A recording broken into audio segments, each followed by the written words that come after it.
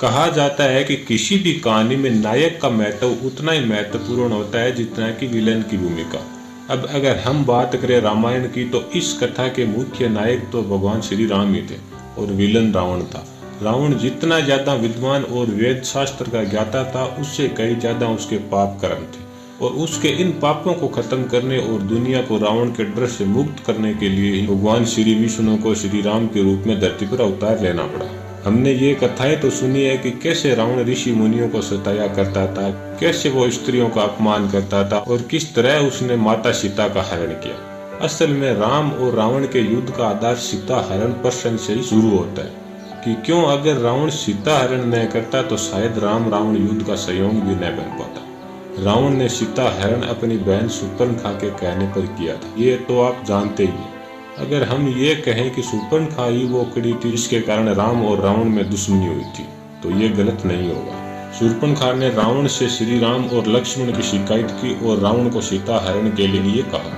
असल में रावण अपनी छोटी बहन शूर्पणखा से बहुत प्यार करता था, इसीलिए उसकी बात में आकर उसने ये सब किया। लेकिन रावण ने अपने ही बहन का सुहाग क्यों उजाड़ दिया? फाइनली ऐसा क्या हुआ कि उसे अपने ही बहन के पति का वध करना पड़ा? आज की इस वीडियो में हम इसी रहस्य को जानेंगे।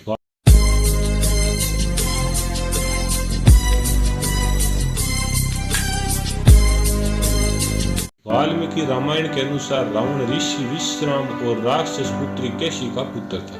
इसके अलावा केशी ने 3 और संतान को जन्म दिया, जो कि कुंभकर्ण, शूर्पणखा और विभीषण थे। जन्म के कुछ साल बाद तीनों भाई रावण, कुंभकर्ण और विभीषण अपने माता पिता की आज्ञा से ब्रह्मा जी की तपस्या करने के लिए वन में निकल गए। वर्षों तक तीनों ने ब्रह्मा जी की घोर तपस्या की और फिर एक समय बाद परमपिता ब्रह्मा ने उन तीनों पर कृपा की और उन्हें दर्शन दिए।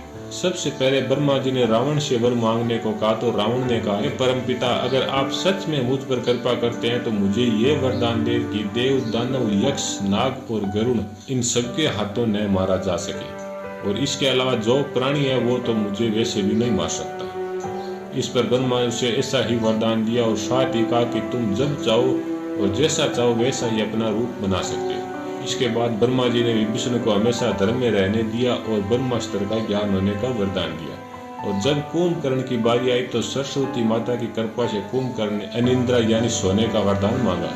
तीनों भाइयों की तपस्या समाप्त हो गई और तीनों भाई अपने पिता के आश्रम चले गए। लेकिन सबसे शक्तिशाली वरदान रावण को मिला था और वो अपने आप को लगभग अमर मान चुका था, इसीलिए वो अपनी शक्ति के घमंड में पागल हो गया था। वरदान पाकर उसने सबसे पहले लंका पर चढ़ाई की, जहाँ उसका सौतेला भाई कुबेर राज करता था। उसे हरा के उसने कई राक्षसों के साथ लंका पर कब्जा कर लिया और इस तरह रावण अपने दोनों भाइयों और बहन शूर्पणखा को लेकर लंका में रहने लगा। समय के साथ साथ रावण को अपनी बहन के विवाह की चिंता होने लगी और सोचने लगा कि ऐसा कौन सा वीर पुरुष हो सकता है जिसके साथ मैं अपनी बहन को ब्याह दूं।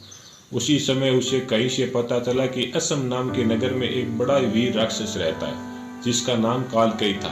उसी कालकेय का बेटा जिन्हा था जिसके साथ रावण ने अपनी बहन का ब्याह करवा दिया। इसके बाद रावण ने मंदोदरी से, कुंभकर्ण ने वृत्रज्वाला से और विभीषण ने शर्मा से विवाह किया और सभी लंका में रहने लगे। इसके बाद रावण का लक्ष्य था कि पूरी दुनिया में अपना साम्राज्य बना ले और यही बहाना यह अलग अलग राज्यों में आक्रमण करना शुरू कर दिया था। सबसे पहले रावण ने यक्षों की नगरी में आक्रमण करके उन सभी को हरा दिया और उसने अपना कब्जा कर लिया। इसके बाद बहुत से देवता और यहाँ तक कि दानव भी रावण से डरकर उसे अपना राजा मान लिया और अपना राज्य उसे सौंप दिया। इसके बाद रावण का अहंकार और बढ़ गया और वो संपूर्ण पृथ्वी को जीतने के उद्देश्य से सभी जगह घूमने लगा। इसके बाद रावण ने यमलोक पर आक्रमण किया और वहाँ के देवता यमराज के साथ घोर युद्ध किया और उन्हें भी हरा दिया। लेकिन फिर ब्रह्मा जी के रोकने से रावण ने युद्ध को रोक दिया और वहाँ से चला गया। अपनी शक्ति के घमंड में पागल रावण को केवल मरने और मारने के अलावा कुछ नहीं सूझ रहा था। उसके सर पर युद्ध करने का इतना जुनून था कि वो घूमते घूमते असम नगर में घुस गया, जहाँ उसने अपनी बहन का विवाह किया था। वहाँ पहुँचते ही रावण ने कालकेय और उसके 400 सैनिकों को एक संकेत में ही मार डाला। इसके बाद वहीं पर कालकेय का पुत्र विद्युत जिहा रावण से युद्ध करने को आया। दोनों के बीच भयंकर युद्ध हुआ, लेकिन रावण अपनी शक्ति में इतना मगन था कि बिना सोचे विचारे उसने जिन्हा का वध कर डाला। थोड़े दिनों बाद रावण बड़ी खुशी खुशी लंका पहुंचा, लेकिन उसकी लंका पहुंचते उसकी बहन शूर्पणखा उसके सामने रोते हुए आई रावण ने उससे पूछा कि तुम किस वजह से इतना रो रही हो। तो इस पर शूर्पणखा ने कहा कि भैया, तुम अपनी शक्ति के घमंड में इतने चूर हो चुके हो कि तुमने क्या करना है और क्या नहीं करना इस बात का ज्ञान तक नहीं। जिस असम नगर के लोगों को मारकर तुमने जीत हासिल की है उसमें मरने वाला मेरा पति भी था। क्या इस बात का भी ध्यान नहीं रहा था आपको? बड़ा भाई तो पिता समान होता है, लेकिन तुम तो अपनी ही बहन के शत्रु निकले। ये सब सुनकर रावण को बहुत ही ज्यादा दुख हुआ और उसने कहा कि मेरी बहन, मैं युद्ध को जीतने के लिए इतना पागल हो गया था कि मैं अपना होश खो बैठा और युद्ध करते समय जो भी मेरे सामने आया मैं उसको मारता गया और इसी कारण मैंने ये ध्यान ही नहीं दिया कि मैंने अपने ही बहनों को मार डाला। मैं सच में बहुत ज्यादा शर्मिंदा हूँ। मैं तुम्हारी पति को वापस तो नहीं ला सकता, लेकिन तुम्हारे लिए जो भी अच्छा हो सकता है वो निश्चित रूप से करूंगा। इसीलिए अब मैं चाहता हूं कि अब तुम हमारे मौसेरे भाई खर के साथ दंडकारण्य में जाकर राज करो। मैं तुम्हारे साथ सौतेले भाई हजार को भी भेज रहा हूँ, जो हमेशा तुम्हारी और खर की सेवा करेगा। इसी तरह रावण ने शूर्पणखा को समझा बुझाकर दंडकारण्य भेजा। तब से शूर्पणखा अपने भाई खर के साथ वहीं रहने लगी। आज की इस कहानी से एक बात जरूर सीखने को मिलती है कि जब इंसान को अपनी ताकत का घमंड बहुत ज्यादा होने लगता है तो वो दूसरों के साथ साथ अपने परिवार का भी नाश कर सकता है, जैसे रावण ने किया।